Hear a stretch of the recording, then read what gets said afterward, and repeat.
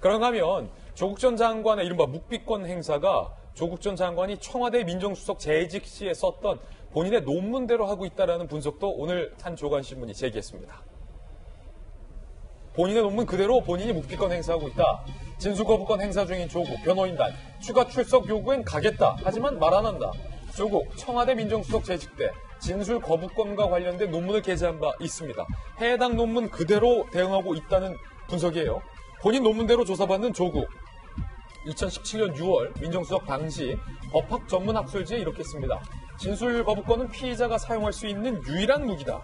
무기라고 썼네요. 무기다. 변호인의 진술거부권 조언은 당연한 소유입니다. 진술거부권 행사 시 검찰 조사에 응할 의무가 없다. 진술거부권으로 발생하는 수사 방해는 수사기관이 감수해야 한다라고 얘기를 했는데 김관선 변호사님 앞서서 잠깐 묵비권은 좋긴 하지만 재판에서 불리할 수도 있다라고 얘기를 했는데 조 전 수석이 쓴 논문에 이런 내용이에요. 논문 내용 보셨잖아요. 동의하세요 일단? 유일한 무기다? 진술거부권? 유일한 무기. 아니 유일한 무기다 저거 틀린 말은 아니에요. 그러니까 검찰이 됐건 이제 수사기관에서 조사를 받는데 본인한테 불리한 진술을 거부할 수 있는데 유일한 무기다 그 말은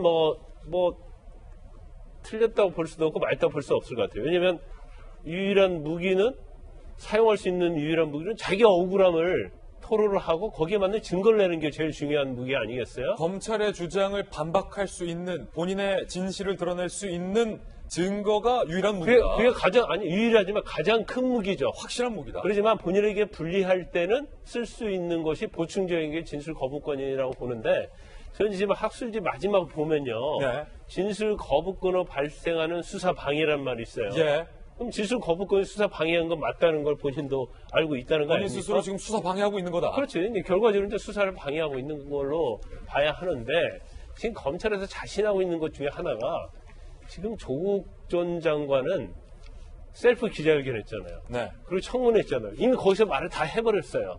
그렇기 때문에 진술을 거부해도 사실은 이미 진술을 한 걸로 볼 수가 있거든요. 검찰이 청문회 때 얘기한 그 조 전 장관의 발언 다 갖고 있습니까? 다 가지고 있죠. 그래서 그걸 근거로 해서 100쪽이 됐건 200쪽이 됐건 그 신문사를 미리 만들어 놓는 거예요. 그러면 반드시 조 전 장관이 진술을 거부하는 이유 중에도 하나가 대답을 하면 아니 청문회 때나 셀프 기자회견 때는 이런 얘기 하지 않습니까?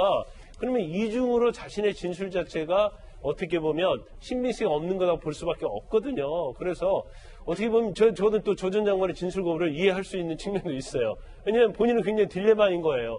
이렇게 진술하기도 그렇고 이렇게 진술하기도 그렇고 더군다나 셀프 기자회견이나 청문회 이후에 나온 새로운 사실들이 굉장히 많이 있거든요. 그러면 예를 들어서 이제 블라인 펀드와 관련된 부분을 보자고요.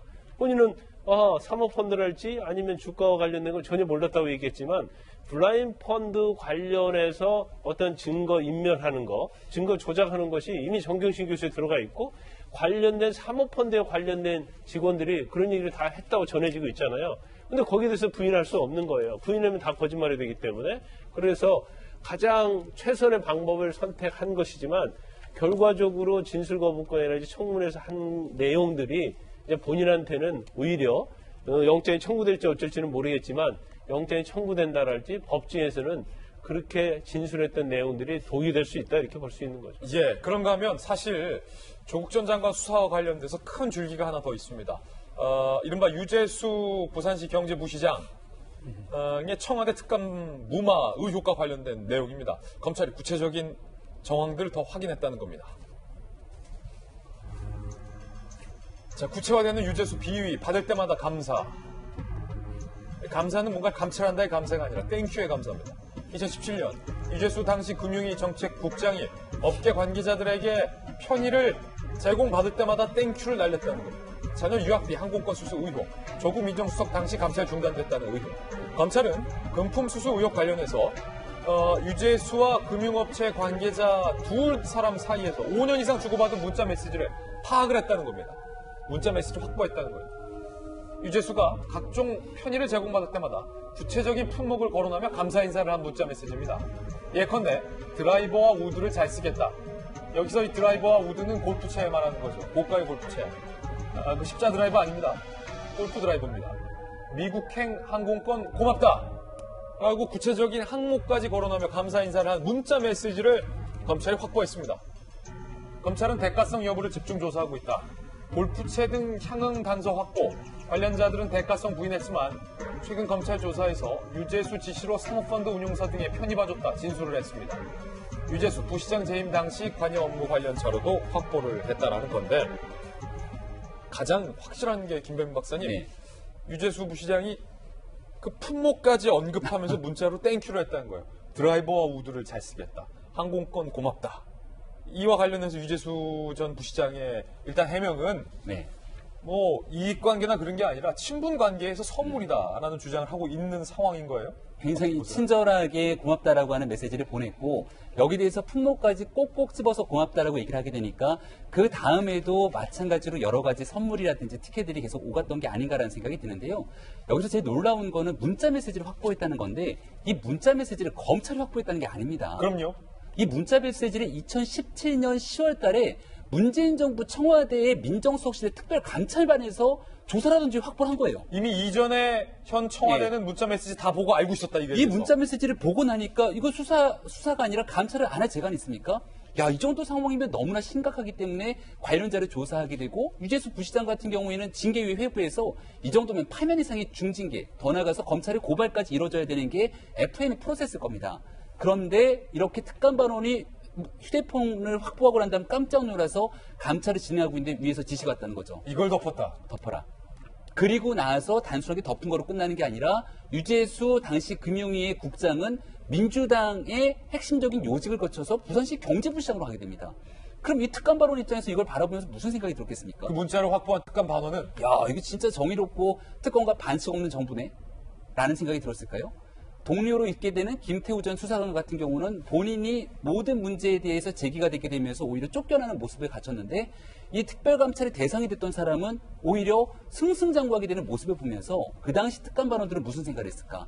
하지만 아직까지 밝혀지지 않은 진실은 누군가는 윗선에서 지시를 했다는 것이고 그 윗선이 누구인지 아직 밝혀지지 않았기 때문에 당시 조국 민정수석의 지시가 있었던 것인지 아니면 조국 민정수석을 떠나서 더 윗선의 지시가 있었던 것인지를 밝혀내는 게 검찰의 의무라고 보는데요.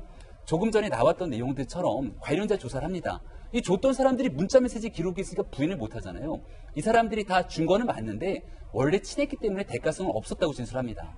하지만 금융위 관계자들을 모아서 진술해보니까 이거 자칫 잘못하다가 금융위 전체가 나쁜 사람들로 매도될 수 있잖아요.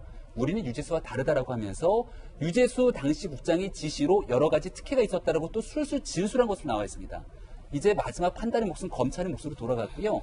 이제는 관련자들의 진술이 다 끝났다라면 조국 민정수석을 대상으로 한 핵심적인 조사가 이루어질 것이라고 보고 더 나아가서 과연 과거 참여정부에서도 몸을 담았던 유재수 전 부시장의 이러한 비위를 무마하도록 만들었던 정권의 핵심 실세는 누구인지 정말 많은 국민들이 똑똑히 지켜보고 있기 때문에 여기에 대한 진실이 곧 가려질 거라고 봅니다. 네.